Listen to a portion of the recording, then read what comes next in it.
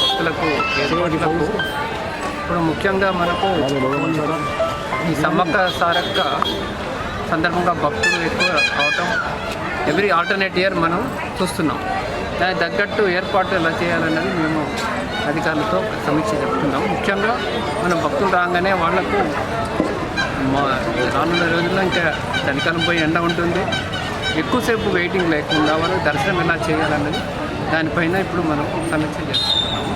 ముఖ్యంగా వాళ్ళు రాగానే వాళ్ళకి వాటర్ ఫెసిలిటీ షెడ్స్ వేస్తున్నాం కూడా ఆల్రెడీ. సో అలా చేయడానికి మనం ఏర్పాటు టాయిలెట్స్ కూడా ఇప్పుడు ఒక 60 టాయిలెట్స్ కూడా శాంక్షన్ చేస్తాం. సో ఇవన్నీ చేసి భక్తులకు తొందరగా చేసి ఎక్కువ రద్దీ ఉన్న టైంలో మనం మంచిగా చేయాలి. లేకపోతే ఈ అవకాశం మనం దుర్వినియోగం చేసుకోకుండా మంచిగా చేసుకొని భక్తులకు మంచి పేరు తెచ్చుకోవాలని ప్రయత్నం చేస్తున్నాము. దాని తగ్గట్టు ఇంజనీరింగ్ వింగ్ కొన్ని వర్క్స్ టేకప్ చేస్తున్నారు. ముఖ్యంగా మనకు షేడ్ కానీ టాయిలెట్స్ కానీ వాటర్ కానీ ఏర్పాటు చేస్తున్నాం.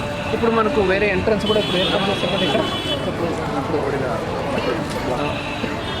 వేరే ఎంట్రన్స్ ఇంకొక ఎంట్రన్స్ పార్కింగ్ నుంచి ఇంకొక ఎంట్రన్స్ కూడా పెడుతుంది.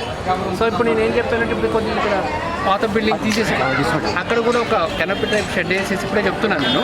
అక్కడ భక్తులకు ఇప్పుడు ఎక్కడైనా 50,000 మంది వెయిట్ చేస్తున్నారు అనుకోండి, కొంతమంది అక్కడ కూర్చోడానికి ఏర్పాటు చేసి పెడితే వాళ్ళకు ఒక ఫెసిలిటీ ఉంటుంది. సో అట్లా చేద్దాం అనుకుంటున్నాము. మాస్టర్ ప్లాన్ ఎప్పుడయ్యే వరకు మనకు క్లారిటీ వస్తుంది. ఆనరబుల్ సీఎం గారు వచ్చారు, రేవంత్ రెడ్డి గారు, ఆనరబుల్ మినిస్టర్ మేడం గారు వచ్చారు.